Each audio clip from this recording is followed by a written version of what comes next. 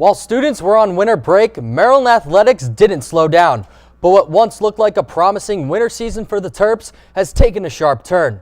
We'll break it all down and more on the first edition of The Left Bench in 2026.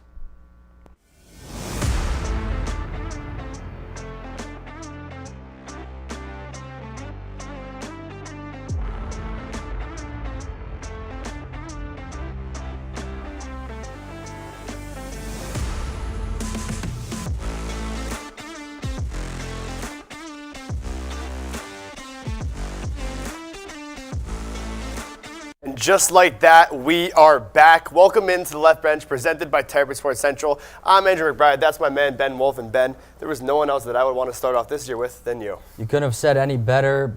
Last first day of class for us, as crazy as that sounds, and there's no better way I would want to kick it off either than be right behind this desk with you. Well, why don't you start it off then? Alrighty, well, while most of us were away from campus enjoying winter break, Maryland athletics stayed busy with 36 athletic contests between 4 winter sports. And Terp fans had a lot to be excited about before the break. Brendan Russell is here in Studio B. Brendan, how was your winter break? Break was great, guys. Thank you. Now back to Maryland athletics. Men's basketball was 6-5, going wire to wire with one of the best in the Big Ten, while the Lady Terps started their season undefeated. Not to mention, wrestling started their season going 4-1 in the before conference play. Now, what happened? Men's basketball quickly realized it was not going to be able to squeak out 5-point wins in every game in the Big Ten. They won on a brutal 2-8 streak over the break, bringing their season to 8-13, while their conference record, it's 1-9. And the women did not fare much better. In addition to losing to unranked Illinois and Oregon, the Lady Terps lost all 4 of their ranked games against Big Ten opponents. They now hold a 5-6 conference record and 17-6 on the season. And if you're looking for some better Big Ten performances, Maryland wrestling is not going to be able to help. The Terrapins did not win a single game in their 6 matches across the break, meaning they are leaving 0-6. However, Maryland gymnastics was a bright spot on campus, going 3-1 and achieving a national ranking of 24. The Terps are currently 2-1 in the Big Ten. Although most teams did not perform well over break, a couple individual athletes broke all-time school records. Men's basketball has not performed as some fans might have expected them to, but Diggy Coit has been a bright spot on the team all season. Coit's 43 points against Penn State is the highest individual point total in a home game in school history. Speeding things up, Maryland women's track has begun, and along with setting multiple top 10 performances all time, Maya Valman broke the school's all-time 300 record in the Nittany Lion Challenge. She ran a time of 37.29 seconds, beating the old record by nearly 3 seconds. I figured I would end on a high note, but that's all I have for you guys today. Let's see if Maryland athletics can get back on track with students back on campus.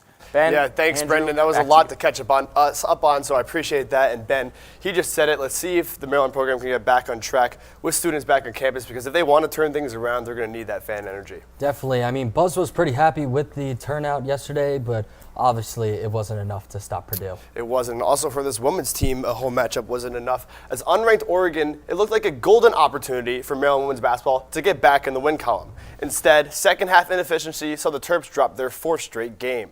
Oluchi Okanawa opens the cross-coast clash with the fitting east-to-west layup, kickstarting her 23-point first half. And you see her here beating the buzzer as Maryland goes into the break with a 6-point lead. But the entire Terps offense sputters after halftime, shooting just 25% from the field. The Ducks looked hot while Maryland went cold. The Ducks flip a 6-point fourth-quarter deficit as the Terps fall 68-61. Here's Maryland head coach Brenda Freese on her team's recent struggles.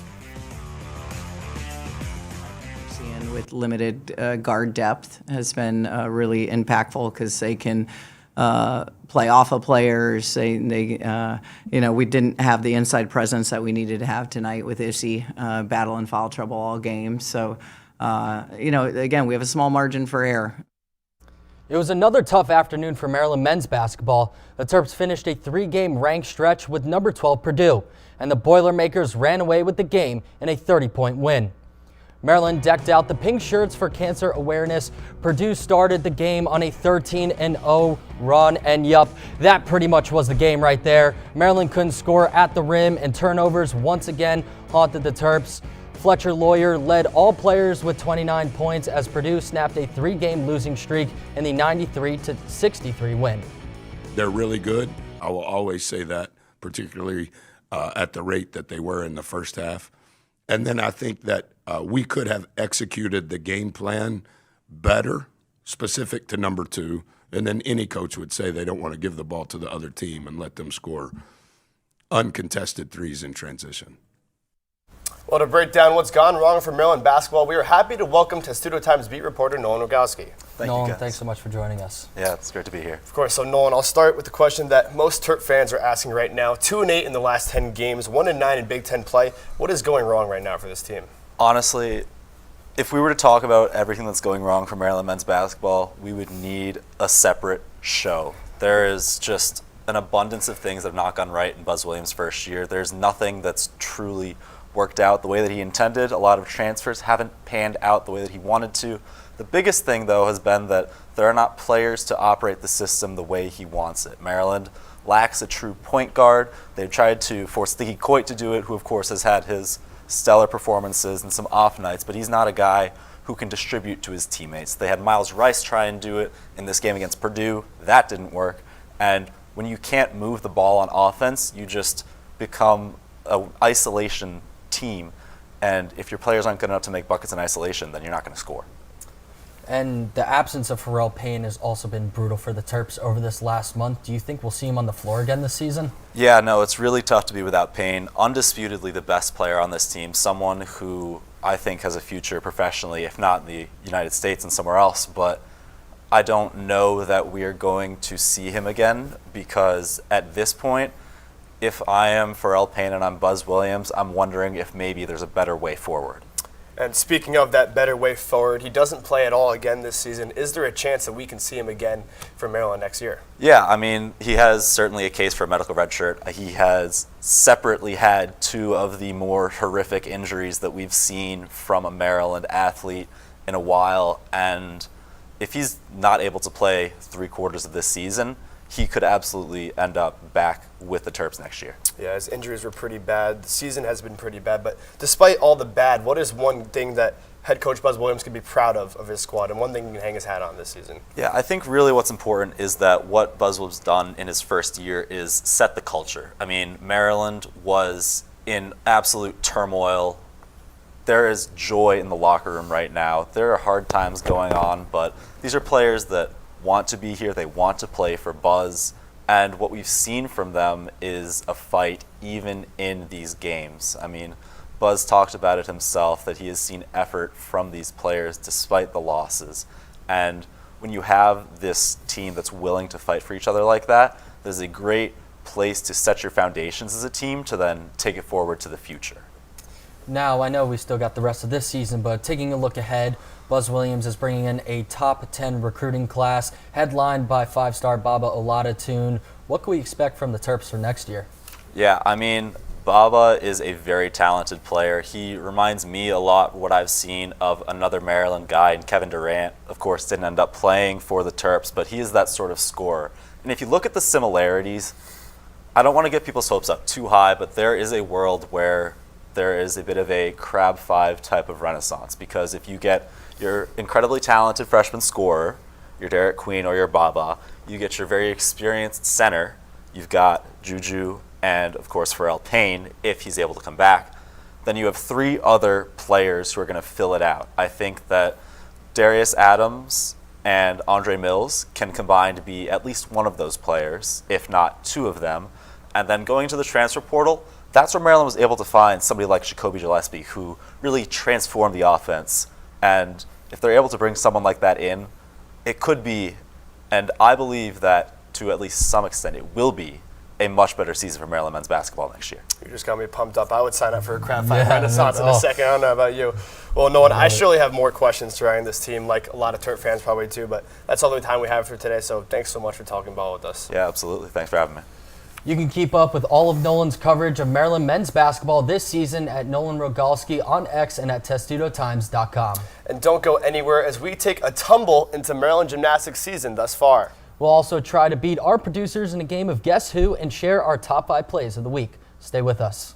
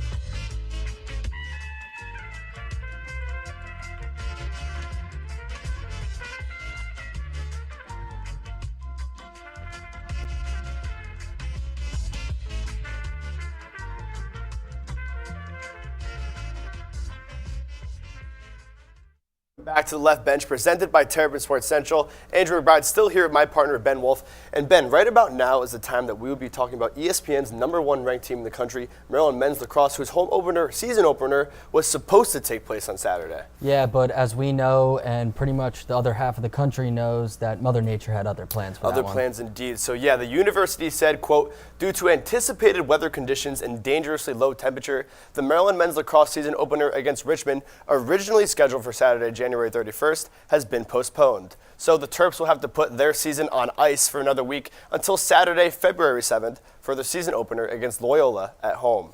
Number 24, Maryland Gymnastics secured its second Big Ten win of the season in Champaign, taking down Illinois by less than a point. Anya Reed got the Terps off to a strong start, posting a pair of 9.9 scores on the uneven bars and floor exercise. She finished the day with an all-around score of 39.350.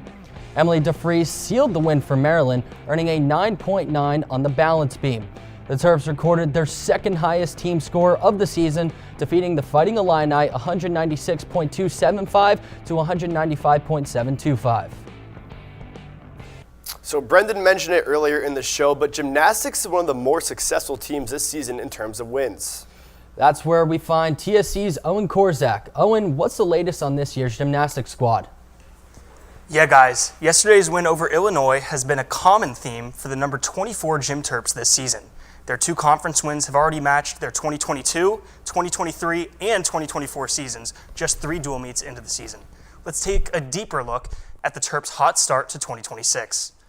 Now, as we see, the Terps are 3-1 overall this season, 2-1 in the Big Ten, and they're getting better as the season grows older. And they've also set a new program record with a 49.575 floor rotation in their loss at Penn State. However, the story of the season is that over half the team is new to College Park. The Terps were able to bring in 11 new gymnasts, and a few are making an instant impact. Bowling Green State transfer Katrina Mendez-Abolnik has made her mark on vault for Maryland. She's currently ranked 5th in the Big Ten and has contributed to the Terps' number 16 national ranking. She's not the only transfer making an impact. New Hampshire transfer Anya Reed has been the lone Terp consistently competing in the all-around. At Penn State, she scored a career-high 9.975 on floor, which is tied for the highest score for any routine by a Terp this season. And just yesterday, she notched a team and career-high 9.9 on bars. And if that isn't enough for you, freshman Emily DeFries has not only been in the lineup for the Terps, but making her presence felt. In the season opener, DeFries was tied for the highest score on floor. And yesterday, she once again earned the highest score on beam. It's safe to say that the 4-star recruit has exceeded expectations in College Park. Now, despite some new faces, Maryland's returners are also contributing to the Terps' early success. Graduate student Josephine Kogler picked up right where she left off after missing last year due to injury. Her floor routine scored a 9.9 at Penn State, which is the highest scoring before scoring the second highest on beam yesterday at Illinois. But you can't talk about Maryland gymnastics without talking about senior Maddie Komorowski. Her 9.975 floor routine at Penn State was tied for the highest Maryland score for any routine this year and contributed to the school program record. And not only that, she's also ranked third in the Big Ten on floor. And after setting a career high on beam at regionals last year, she scored at least a 9.8 in 3 of her 4 meets this year. And guys, with the way that this season has started for the Terps, it's safe to say that Maryland gymnastics will not only be making noise in the Big Ten for this year, but for years to come. Back to Andrew and Ben in the studio. Yeah, thank you, Owen. And Ben, the team has a great foundation. They're getting wins. The players are playing great, and they're really gearing up for the Big Ten tournament later this season. Yeah, and the Big Ten tournament is in Illinois, and they performed pretty well there this time around, so we'll see what happens come tournament time. Maybe you could say it's a sign of things to come for them. Sure could be. Could be. Well, Maryland wrestling is still left searching for its first Big Ten victory as the Terps were crushed by number 16 Rutgers on Friday by a score of 30-9. Braxton Brown earned a 5-2 sudden victory decision. Dario Lemus won 11-6 in decision, and Carter Young recorded a ranked win over Andrew Clark by a 9-4 decision. The Terps take on Minnesota next Sunday at home. Now stick around as Andrew and I try to take down our producers in a fun game of Guess Who. We will also crown our Terp of the Week Pro Terp and count down our top 5 plays. Don't go anywhere.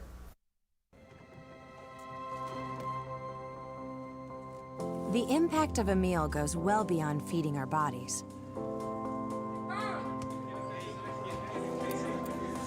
Because when people are fed, futures are nourished. Everyone deserves to live a full life. And with your help, together we can end hunger. Join the movement at feedingamerica.org/act now.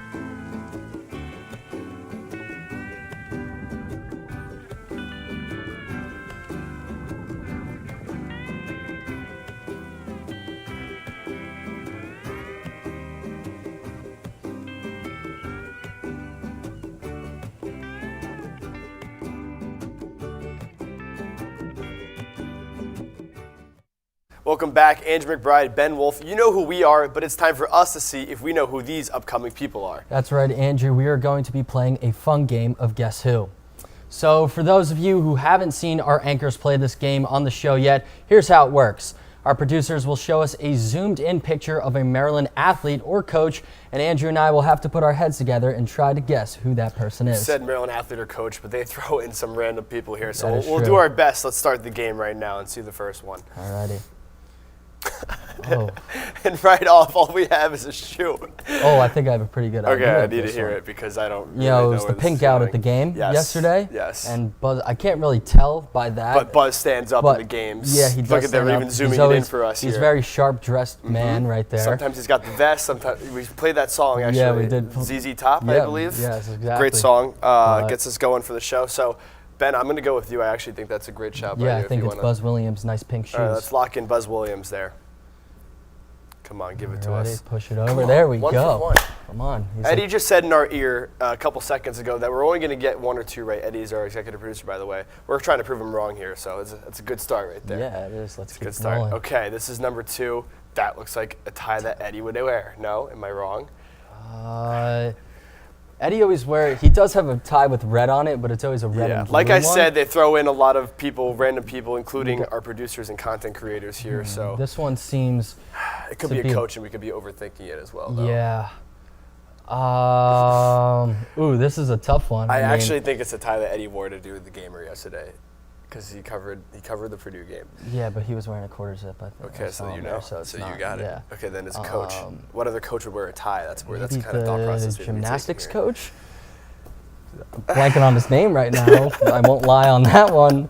But I don't know if I can help you out there either. I do think you got the red behind there. Yes, maybe they're in the they're in Xfinity Center. Xfinity. That's what I got from the red and the top right too. I can't make much here, but that's what I got. Maybe we'll get half a point Yeah, if we say we'll that. give ourselves half a point. Okay, we're going to go to the give gymnastics exact head name. coach. I'm sorry for those of you watching if at we're home. even correct. I think Brett Nelligan. Yes. I'm sorry. I'm sorry, Please, Brett, and any gymnastics. Please, You guys are we great. want you great all season. to come on to our In Focus show, please. You guys Don't are let this being be great. Probably the best leave a Maryland. bad taste in your mouth. Probably the best Maryland team right now. Yeah, they are. So all right, they went ahead and showed the next one. Oh boy, this is tough. I mean, we've got nails, a hand, and hair. Yeah. It looks like she's posing for a picture, right? Yeah. I don't know what kind maybe of a media day yeah, type of thing. yeah, that's what I'm thinking. It's a woman. I want to go woman's here because of the hair, it looks right? like longer hair. This is a tough. tough one. It's tough. You know, Thank you for the zoom in. We needed that, by the way. I'm leaning maybe. Oh, you know, Drew won Employee of the Month at Epley. You think it could be a nice little picture right there? Employee of the I Month. think you could be right, but that would be so messed up if it's not. I think we could go Drew. I like it. Yeah. Because how could we guess a specific women's basketball player from that? And Yeah. Eddie did tell us that we could only get one or two. Yeah, there would be some curveballs. I like so it. And Drew has been in here before. If you Yeah. watched our first show of the semester, actually, she Yeah. said the defense has got to be better. We Yeah. didn't get that. We're going to get the Drew one this time. Let's do it. Let's lock in. Drew Owens. Please. Oh, no. Oh, that wasn't close. It was so but- much you got on. I actually was thinking of that, doing that too. Yeah. Watch Drew be this one now. We Yeah, can't guess it because of maybe. that. I don't know. That stinks. Yeah, But struck let's out just go for the next one. We need it. But, Please get this all off. right. Get this off the screen. Okay, that is in London. Yeah, they went to London. It's okay. So if you're not aware, the Povich Center had a trip to London. Yeah. A bunch of the Philip Merrill students went. I like Daniel Stein. I feel like I saw a picture on my Instagram feed. That is a handsome man, he is, and he has good style. That could be him wearing the scarf. I It like could be that Eddie too. wearing the scarf. Geffner was there. Ben Geffner Geffner was there. Aiden was there as Yeah. well. You know, and they were looking for a telephone booth. A group of them I saw on Daniel Stein Media. Yeah. So I also think just that- like Daniel Stein, so I kind of wanted to guess him. Yeah, But I like Daniel Stein too. he's got good style. I could see him He's wearing good. the scarf. Not Danielle though. Not Daniel. right? Alex Flum, if you're watching, not Daniel Yeah. Stein, the founder of the left bench for us. Yeah. You want to lock in Daniel Stein? Yeah, let's go All Daniel right, we're going to go Stein. Daniel Stein. Who is it? It was Ben, Brendan Weissel. Okay, boom. Eddie, Brendan, and Dan. I think we get a quarter of yeah, a we'll point give there. We ourselves a named quarter of each a person point. in this picture, actually, Yeah. before we guessed it, so I'm going to take that. Except Brendan. Brendan. Sorry, Brendan, We we should have didn't known name with the you, coat. but- Brendan loves that coat. He wears Yeah. it everywhere. He's actually wearing it right now if he wants to come out and show the audience That'd that be a he's nice wearing little it. feature for But, him. all right. Double feature. So what do we go? 1 for 4? Yeah. It stinks. No. We started off hot, and I we got the easy one and then the hard ones.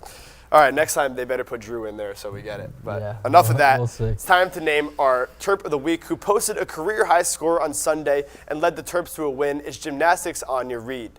The sophomore earned a pair of career-high 9.900 scores. The first came on the uneven bars. Then she shined again on the floor with her second 9.900 and led the way for a 49.150 team score. Congrats on Anya Reed on being named our Terp of the Week.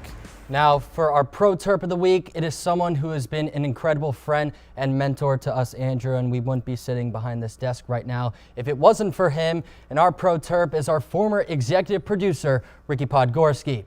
Ricky has just started his role as a local news reporter at WMUR TV in Manchester, New Hampshire, where he is covering breaking news. Congratulations on the new opportunity, Ricky, and we can't wait to see you continue to do great things. We hope you survived out there in the snow this past week. Congrats to our pods on being named our Pro Terp of the Week. Yeah, Ricky, such a legend. So many good things to say about him. I wasn't jealous because of seeing him all those videos in the snow, but he does such a great job, and I'm really excited for him. You know what else I'm excited for, though? Top five plays. So All why right. don't we get it started right here? You want to Let's do the do it. honors? I got it. I'll do it. All right, number 5, we got Oluchi Okanawa with the little hezzy, blows by the defender, hits the buzzer beater, caps off a 23-point first half for her. And at number 4 here, we're sticking with Maryland women's basketball. We've got Sailor Poffenbarger getting up and rejecting the deny. Look at her, Sailor Poffenbarger, sending her packing, going the other way. What a block. Wow, and then we're sticking with women's basketball, number 3. This time we got freshman Addie Mack, who goes airborne for this and one layups, puts a little English on it off the glass. And at number 2 here, we're going on the men's side now. Here comes Andre Mills. The clock is clicking down. It doesn't matter. The slam. Should have done a windmill with a name like Andre Mill, but still a nice dunk nonetheless. Pretty good dunk right now. Had 2 angles. Look at us now. Emily DeFries with a 9.900 for the win in Illinois, and man, she did a little round off right there, thinking to like a double axel, made the landing. I'm not too sure about all the terminology right now. The terminology sounds cool. It was cool, so I think you're all right. There we go. Let's hope I was right. Well, that does it for us this evening. Make sure to follow all of our coverage on Instagram, X, YouTube, and online at TerrapinSportsCentral.com. Thanks for joining us. Eddie Calkins and Drew Owens will have you covered behind the desk next week. And again, thank you for hanging with us. We'll see you next time.